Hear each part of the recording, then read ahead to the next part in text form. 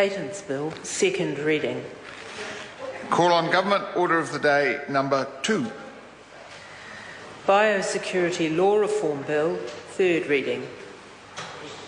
Honourable David Carter. Mr Speaker, I move that the Biosecurity Law Reform Bill be now read a third time. The bill makes a wide range of improvements to the legislation that underpins our biosecurity system. The initial policy development work was started under the previous Labor government, and I want to acknowledge the continued support of the Labor Party. The bill was introduced during the last Parliament in November 2010 and was considered by the Primary Production Committee in the first half of 2011. The bill was reported back to the committee in June 2011 and was read a second time before Parliament was dissolved for the general election. Mr Speaker, I talked in my first reading speech about the key themes that run across the amendments of the bill, and it is useful to re-emphasise those again. Firstly, we need to continue to improve the effectiveness and efficiency of the biosecurity system. We need to make sure that resources are allocated according to the level of risk and are used to deliver the greatest level of protection possible. Secondly, we need to ensure that there is clarity around roles and responsibilities and promote partnerships and collaboration. Protecting New Zealand from biosecurity risks cannot be the role of government alone. We need to ensure that we harness the combined efforts of others who are well placed to act, such as industry, such as regional councils. Thirdly, we need to future-proof the legislation so that it has the flexibility to allow the biosecurity system to continue to evolve over time.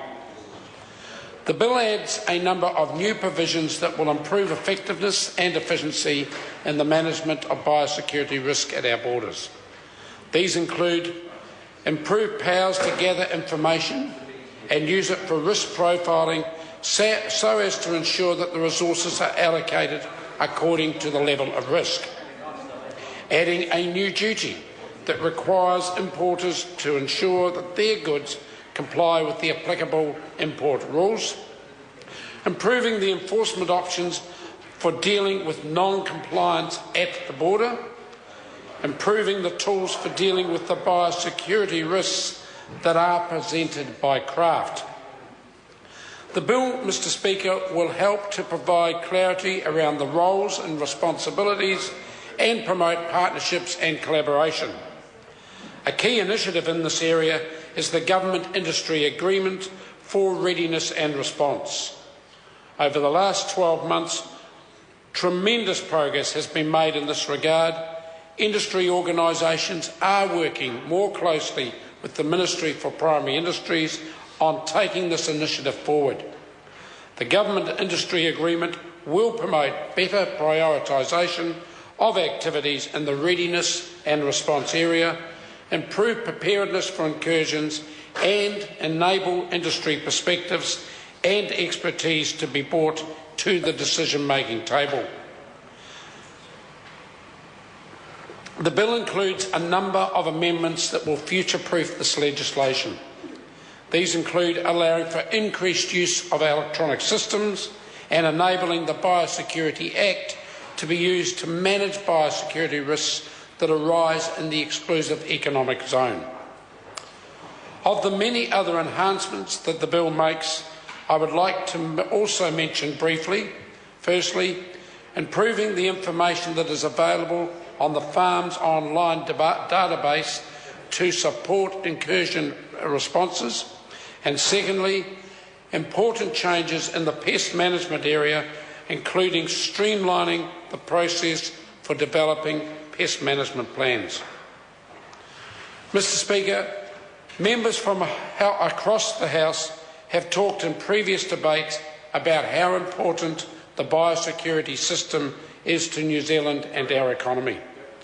I would like to emphasise to the House that I am in complete agreement about the importance of biosecurity to our country.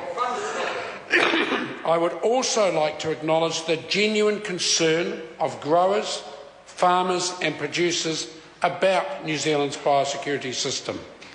I encourage them to raise their concerns with me and to engage in constructive debate, as is their right. However, Mr. Speaker, I am disappointed in the manner in which biosecurity has been frequently used as a political football by some politicians and some industry leaders. I hope that with the passage of this bill, with good cross-party support, this will bring about a more constructive engagement both in Parliament and outside, rather than the continuation of some of the negative politics of recent times. I would like to take this opportunity to personally thank the staff throughout New Zealand's biosecurity system. They are hardworking, they are dedicated to doing their best and deserve to be congratulated, Mr. Speaker, for their consistently high standard of work that has ensured New Zealand's biosecurity system is indeed world-class.